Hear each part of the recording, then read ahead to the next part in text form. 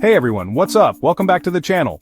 Or if you're new here, I'm Gary, and on this channel we talk about building a life you love. That includes designing a career you're passionate about, leveling up your mindset, and yeah, building wealth too. So, you're in your late 20s, right? Maybe you're thinking, is financial freedom even possible for me? Let me tell you, the answer is a resounding yes. But let's be real, it's not going to happen overnight. Forget the Lambo dreams fueled by crypto pumps. We're talking about real sustainable wealth building. The kind of wealth that gives you options and sets you up for a secure future. In this video, I'm going to break down 5 actionable steps you can take right now to set yourself up for financial success and potentially even get rich. Or at least, significantly wealthier, before you hit 30. We're talking practical advice, no BS. Let's dive in. The first step to getting your finances in shape is knowing where you stand right now. And I don't mean just checking your bank balance every now and then. I'm talking about a deep dive into your spending habits. Trust me, this is crucial and will be eye-opening, even if you think you have a pretty good handle on your finances. For at least a month, track every dollar you earn and spend. Use a budgeting app, a spreadsheet, a notebook, whatever works best for you. The goal is to see exactly where your money is going. Are you spending too much on eating out? Do you really need all those streaming subscriptions? Are there areas where you can cut back without sacrificing your happiness? This isn't about deprivation. It's about being conscious and intentional with your money. Once you have a clear picture of your cash flow, you can start making adjustments. Maybe you realize you can save an extra $200 a month by bringing your lunch to work a few days a week. That's $200 you can put towards your investments, debt repayment, or even a fun experience you've been wanting. Remember, small changes add up over time. Even cutting back on a few lattes a week can make a difference in the long run. This initial step is all about awareness.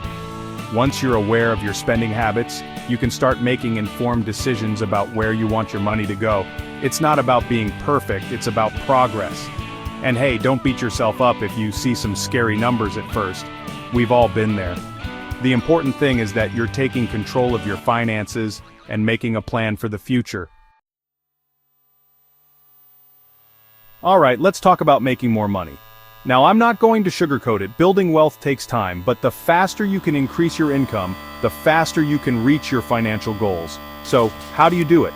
There are 2 main paths you can take: increasing your income from your 9-to-5 job and exploring alternative income streams. Let's break it down. First up, your 9-to-5. Are you being paid what you're worth? Now is the time to level up your skills, take on more responsibility, and have that conversation about a raise or promotion. Research salary ranges in your field, document your accomplishments, and prepare a strong case for why you deserve a higher salary. But don't stop there. The world is brimming with opportunities to generate income outside of your day job. This is where side hustles come in. Think about your skills and passions. Could you freelance as a writer, designer, or virtual assistant? Could you monetize a hobby like photography or baking?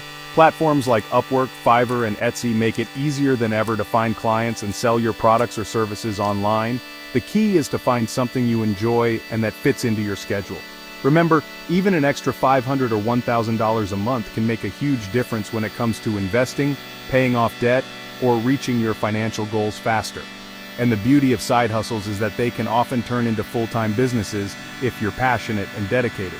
The key takeaway here is to be proactive. Don't wait for opportunities to fall into your lap. Create your own. Chapter 3. Invest early and often. Time is your greatest asset. Let's talk about investing. I know, it can seem intimidating, especially if you're not exactly rolling in dough. But here's the thing. You don't need to be a Wall Street hotshot to start investing. In fact, the earlier you start, the better, even if it's with small amounts. Remember that thing called compound interest? It's basically magic. It's the concept of earning interest on your interest, and it's how your money makes money while you sleep. The earlier you start investing, the more time your money has to grow exponentially. Now, I'm not going to give you specific investment advice because everyone's situation is different, but I will say this: do your research, start small, and diversify.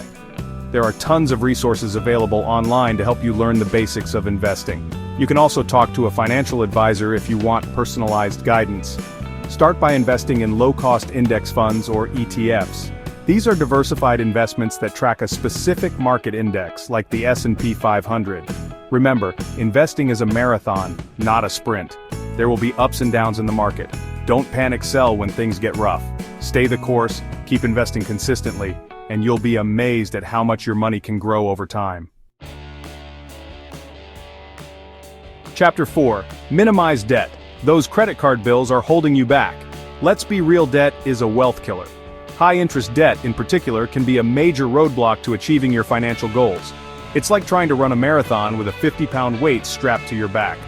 If you're serious about getting rich, or, just financially secure, you need to get serious about tackling your debt.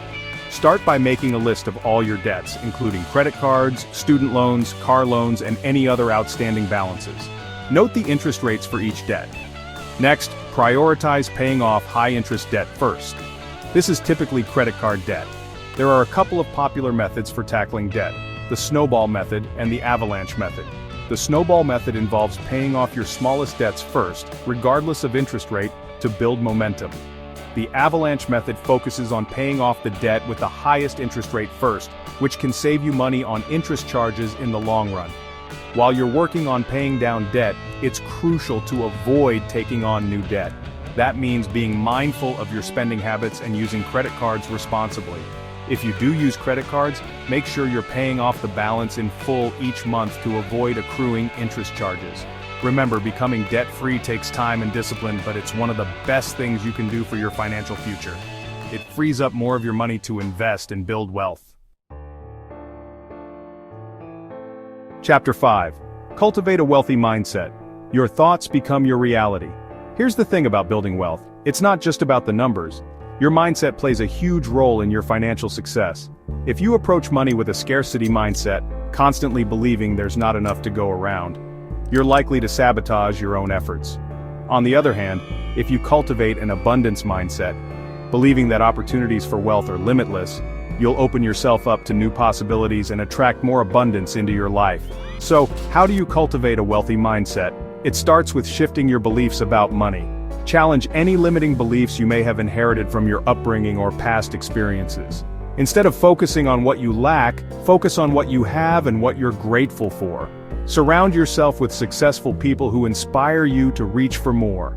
Read books and listen to podcasts by financial experts and entrepreneurs who have achieved the level of success you aspire to.